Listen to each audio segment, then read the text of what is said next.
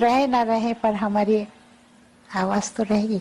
आज लता जी की पुण्यतिथि पर यहाँ उपस्थित हो। नहीं, बिल्कुल सुबह से ही दिल थोड़ा सा उदास तो था, क्योंकि इस दिन को याद करते हुए और हमारे 2 साल पहले सरस्वती पूजा के दिन ही हम हमारे माँ सरस्वती जो साक्षात हम लता जी को मानते हैं उनका निधन हुआ था। लेकिन ऑफकोर्स हम सब यही मानते हैं कि कुछ ऐसी आवाज़ें होती हैं जो हमेशा हमारे साथ ही रहेंगी, हमारे बाद भी ये आवाज़ें हमेशा रहेंगी। और इन सारी आवाज़ों में सबसे स्वर्ण अक्षरों में अगर कोई आवाज़ है तो वो लता जी की है। And she is the pride of our nation and she is the identity of India. अगर भारत की आवाज़ हो तो ये तो लता जी की है। बंद कर रहा हूँ लाइट, देख लो भाई। वो स्टेप जो है लता जी ने क्या कहेंगे उसके बाद और आज जो है इतना बड़ा पोजीशन बन गया ये। जी बिल्कुल, सिंगर्स के राइट्स के लिए लता जी ने सबसे पहले अभियान उन्होंने ही सबसे पहला कदम उन्होंने ही उठाया था।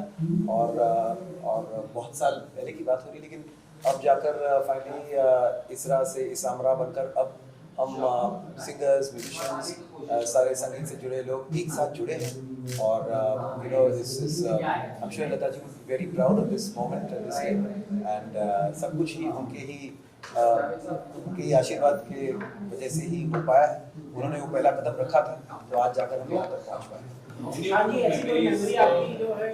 वैसे मेरे पिताजी लता जी के बहुत करीब थे। मेरे पिताजी मेरे माता जी भी लता जी को काफ़ी दिन उनके घर पे बंगाली सिखाने जाती थी। और पिताजी के लिए लता जी ने बहुत सारे गाने गाए हैं। उनके स्टूडियो में LM स्टूडियो में मेरे पिताजी का सारे बड़े बड़े दिग्गज कंपोजर्स के साथ मेरे पिताजी की मानस मुखर्जी जी उनका भी तस्वीर।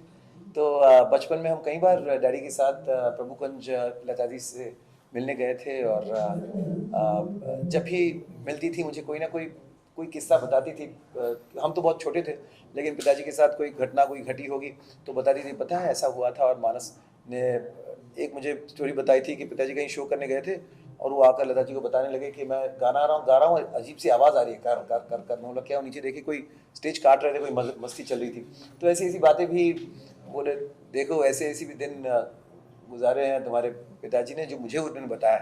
तो ऑफ कोर्स बचपन से ही उनका बहुत साथ और वक्त मिला। मैंने एक गाना उनके साथ भी गाया था मयूरेश पाई जी के म्यूज़िक में, लेकिन वो फिल्म किसी कारणवश रिलीज़ नहीं हो पाई और वो गाना बस अनरिलीज्ड रह गया है।